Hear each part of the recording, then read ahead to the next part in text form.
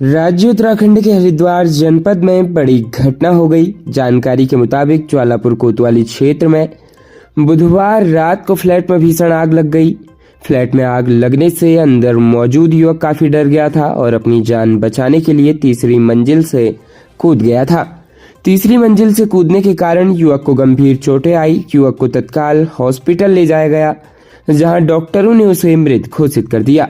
Police से मिली जानकारी के अनुसार बुधवार देर रात कंट्रोल रूम को सूचना मिली कि नक्षत्र वाटिका निकट रानीपुर झाल भूमानंद अस्पताल के पीछे कॉलोनी में बने 3 मंजिला भवन में आग लग गई। आग से बचने के लिए एक व्यक्ति तीसरी मंजिल से नीचे कूद गया, जिसे अस्पताल में भर्ती कराया गया। सूचना मिलने पर पुलिस टीम मौके पर पहुंची। जानकारी जुटाने पर पता चला कि सोनू सिंह पुत्र श्यामवीर निवासी नक्षत्र वाटिका फ्लैट नंबर 57 की तीसरी मंजिल से नीचे कूदने के कारण कूल्हे चेस्ट व शरीर की अन्य जगह की हड्डियों में फ्रैक्चर हुआ है। बातचीत करते हुए हरिद्वार ज्वालापुर कोतवाली प्रभारी प्रदीप बिष्ट ने बताया कि घायल सोनू सिंह को उपचार के दौरान डॉक्टर ने मृत घोषित कर दिया। शव को कब्जे में लेकर जिला अस्पताल की मोर्चरी में भिजवा दिया गया।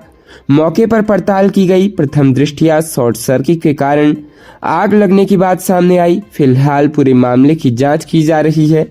जो भी तथ्य सामने आएंगे उसके आधार पर कार्रवाई की जाएगी। हरिद्वार जनपद की जेल में बंद कैदियों के स्वास्थ्य लाभ के लिए ड्रोन एम्बुलेंस की शुरुआत की गई है। बुधवार को एम्स ऋषिकेश की मदद से ड्रोन एम्बुलेंस के जरिए हरिद्वार जिला कारागार में बंद 10 बंदियों के लिए हेपेटाइटिस सी की दवाइयां मंगाई गई। साथ ही 10 बंदियों के ही ब्लड सैंपल एम्स ऋषिकेश में जांच के लिए भिजवाए गए।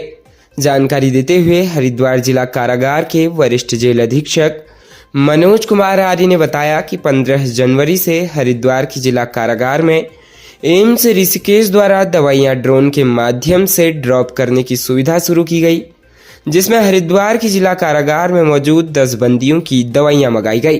उन्होंने बताया कि एम्स की डायरेक्टर प्रोफेसर मीनू सिंह और डॉक्टर अजीत भदौरिया के द्वारा यह दवाइयां एम्स ऋषिकेश से रवाना की गई। इसी के साथ 10 बंदियों के ब्लड सैंपल भी ड्रोन से एम्स ऋषिकेश भेजे गए। इससे जिला कारागार में बंद कैदियों को अच्छा स्वास्थ्य लाभ मिलेगा। साथ ही जेल प्रशासन को कैदी के खराब स्वास्थ्य पर नॉर्मल जांच के लिए अस्पताल नहीं ले जाना पड़ेगा। इससे कैदियों को जल्द स्वास्थ्य लाभ भी मिलेगा। हालांकि यदि ज्यादा ही आवश्यकता होती है तो उसके बाद ही अब कैदियों को जेल से बाहर अस्पताल ले जाया जाएगा। वरिष्ठ जेल अधीक्षक मनोज कुमार आर्य ने कहा कि जल्द ही हमारे द्वारा एम्स के डॉक्टर के साथ अब कैदियों के स्वास्थ्य पर भी वीडियो कॉन्फ्रेंसिंग के द्वारा मदद ली जाएगी, जिससे जिला कारागार में बंद कैदी वीडियो कॉन्फ्रेंसिंग के माध्यम से ही अपनी समस्याएं डॉक्टर को बता सकते हैं। प्रदेश के हरिद्वार जनपद में रुड़की में एक हिस्ट्री सीटर की गिरफ्तारी के बाद उसे छुड़वाने के लिए कोतवाली पहुंची भीड़ को पुलिस ने लाठियां फटकार कर भगा दिया। इस दौरान पुलिस ने उनके कुछ वाहन भी कब्जे में लिए हैं। पकड़ा गया आरोपी एनडीपीएस एक्ट में लंबे समय से फरार चल रहा था। बताया गया है कि आरोपी के परिवार का कोई सदस्य निकाय चुनाव में उम्मीदवार है और वह प्रचार के लिए क्षेत्र में घूम रहा था। इसी दौरान पुलिस ने उसे गिरफ्तार कर लिया। जानकारी के मुताबिक लंडौरा कस्बा निवासी सुभान मंगलौर कोतवाली का हिस्ट्री सीटर है। उसके पिता नगर पंचायत लंडौरा से अध्यक्ष पद का चुनाव लड़ रहे हैं। बताया गया है कि सुभान लंबे समय से एनडीपीएस में वांछित चल रहा था। पुलिस सुभान को पिछले दिनों से गिरफ्तार करने के प्रयास में लगी हुई थी। बताया गया है कि बीते दिन बुधवार को सुभान क्षेत्र में ही चुनाव प्रचार कर रहा था। किसी ने इस पर आपत्ति जताते हुए पुलिस को सूचना दे दी। सूचना मिलने के बाद पुलिस ने सुभान को गिरफ्तार कर लिया और कोतवाली ले आई, जिसके बाद सुभान की गिरफ्तारी की जानकारी समर्थकों को लग गई। इसके बाद गुस्साए समर्थक हिस्ट्री सीटर को छुड़ाने के लिए मंगलौर कोतवाली पहुंच गए। कुछ ही देर में समर्थकों का कोतवाली में जमावड़ा लग गया, जिसके बाद उन्होंने कोतवाली में हंगामा शुरू कर दिया। हालांकि पुलिस ने उन्हें समझाने का प्रयास किया, लेकिन भीड़ सुभान को छोड़ने की जिद पर अड़ी रही। हंगामा बढ़ता देख पुलिस को लाठियां फटकारनी पड़ी। इसके बाद भी भीड़ कोतवाली से हटने को तैयार नहीं हुई। बताते चलें कि गिरफ्तार किया गया रिसीवर सुभान इसमें तस्करी के लिए जनपद भर में कुख्यात है। उसके खिलाफ अलग अलग थानों में 25 मुकदमे दर्ज हैं। पुलिस ने आरोपी सुभान को गिरफ्तार कर न्यायालय में पेश किया है।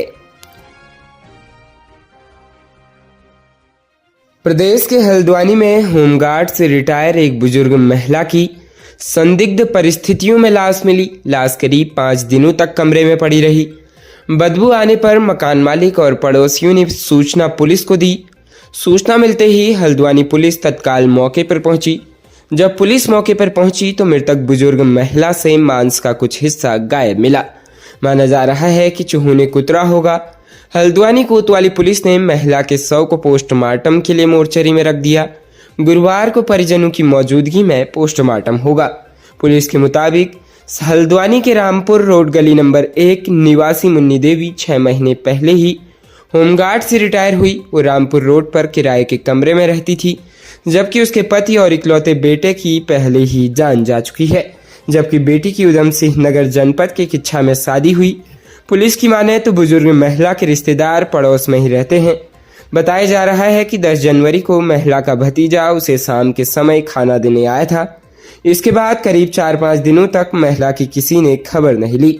बुधवार दोपहर को महिला के कमरे से तेज दुर्गंध आने लगी तो पड़ोसियों और मकान मालिक को शक हुआ, जिसके बाद उन्होंने आनन फानन में बुजुर्ग की मौत की सूचना पुलिस को दी। वहीं सूचना पर हल्द्वानी कोतवाली प्रभारी राजेश यादव मौके पर पहुंचे और दरवाजा तोड़कर देखा तो महिला का बुरी हालत में शव पड़ा हुआ था। कमरे में तेज दुर्गंध आ रही थी। पुलिस ने शव को पोस्टमार्टम के लिए मोर्चरी में रखवा दिया। मंगल पड़ाव चौकी प्रभारी दिनेश जोशी ने बताया कि महिला लंबे समय से ट्यूमर की बीमारी से जूझ रही थी। फिलहाल पुलिस पूरे मामले की बारीकी से जांच पड़ताल कर रही है।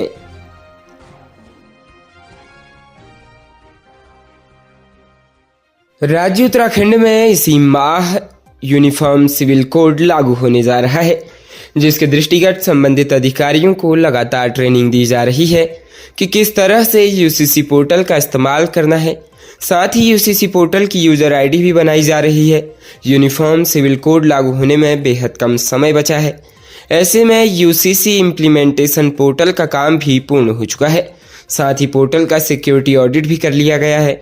ऐसे में यूनिफॉर्म सिविल कोड लागू होने के बाद ही पोर्टल पूरी तरह से सक्रिय हो जाएगा। यूसीसी के लिए तैयार किए गए पोर्टल पर लोगों की जानकारियां उपलब्ध होंगी। ऐसे में पोर्टल की सुरक्षा के दृष्टिगत ITDA तमाम बड़े कदम भी उठाए हैं। मुख्य रूप से किसी भी पोर्टल में कई बार टेक्निकल दिक्कत आ जाती है।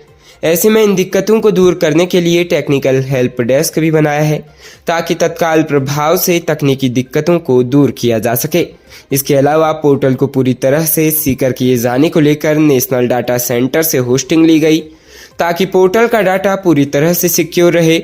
वहीं ज़्यादा जानकारी देते हुए ITDA के निदेशक निकिता खंडेलवाल ने बताया कि यूसीसी इम्प्लीमेंटेशन पोर्टल पूरी तरह तैयार है। पोर्टल का सोर्स कोड रिव्यू भी टेक्निकली करवा लिया है। सिक्योरिटी ऑडिट का काम भी पूरा हो गया है। ऐसे में अगर पोर्टल में कोई बदलाव किया जाता है तो उसका समय समय पर सिक्योरिटी ऑडिट करवाया जाएगा। साथ ही बताया कि करीब 6 महीने पहले नेशनल डाटा सेंटर पर होस्ट करने का निर्णय लिया था। ऐसे में पोर्टल की होस्टिंग भी नेशनल डाटा सेंटर पर कर दिया गया है। पोर्टल संबंधित टेक्निकल समस्या का निदान करने के लिए टेक्निकल हेल्प डेस्क भी तैयार किया गया है। ऐसे में जब यूसीसी लागू होगा उसके बाद पोर्टल से संबंधित कोई टेक्निकल इश्यू आएगा तो उसको रिकॉर्ड कर लिया जाएगा। ऐसे में ITDA की ओर से यूसीसी पोर्टल का काम पूर्ण कर लिया गया है।